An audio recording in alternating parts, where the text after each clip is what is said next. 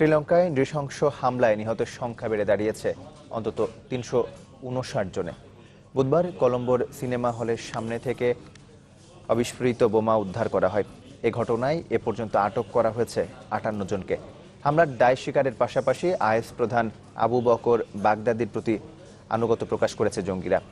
হামলা নিয়ে একে অপরকে দোষারোপ করছেন শ্রীলঙ্কার প্রেসিডেন্ট ও প্রধানমন্ত্রী। আর কলম্বোর ঘটনার সঙ্গে ক্রাইস্টচার্চে হামলার সম্পৃক্ততা প্রত্যাখ্যান করেছেন নিউজিল্যান্ডের প্রধানমন্ত্রী। ববি জোসেফ গোমেজ ২১ এপ্রিল শ্রীলঙ্কায় ভয়াবহ হামলায় হারিয়েছেন ৫ সন্তানকে। গোটা শ্রীলঙ্কায় যেন আজ তার মতো শোকের সাগরে ভাসছে। ঘরে ঘরে চলছে শোকের মাতম। ৫ ছেলের সবাই মারা গেছে। বাবা হয়ে ওদের মরদেহ বহন করা আমার জন্য কষ্টকর।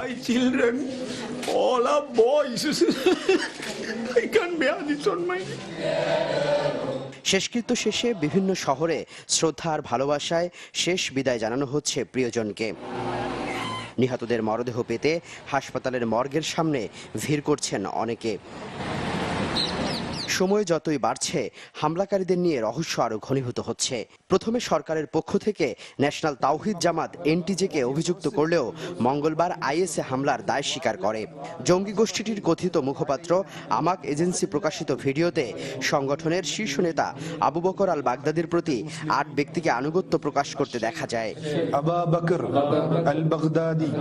শ্রীলঙ্কায় ভয়াবহ হামলার জেরে দেশটির নিরাপত্তা ব্যবস্থা ঢেলে সাজানোর ঘোষণা দিয়েছেন প্রেসিডেন্ট সিরিসেনা। আর হামলা ঠেকাতে না পারায় প্রেসিডেন্টকে দুষছেন প্রধানমন্ত্রী। যেসব নিরাপত্তা কর্মকর্তা অন্য দেশের গোয়েন্দাদের কাছ থেকে আগাম বার্তা পাওয়ার পরও আমাকে জানায়নি, তাদের বিরুদ্ধে ব্যবস্থা নেওয়া হবে। হামলা প্রতিহত করার যথেষ্ট সুযোগ ছিল।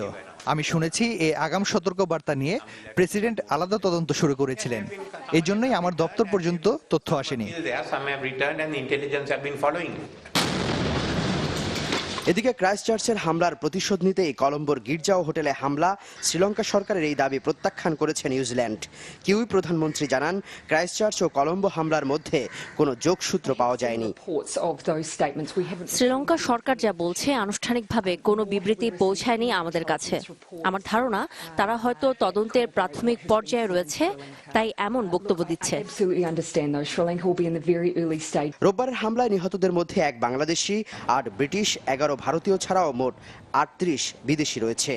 শ্রীলঙ্কায় চীনা নাগরিকদের জন্য বিশেষ সতর্কতা জারি করা হয়েছে। বুধবারও একটি সিনেমা হলের সামনে থেকে অবিস্ফোরিত বোমা উদ্ধার করা হয়। কারফিউ আর জরুরি অবস্থার মধ্যে এখনো বন্ধ সামাজিক যোগাযোগ মাধ্যম।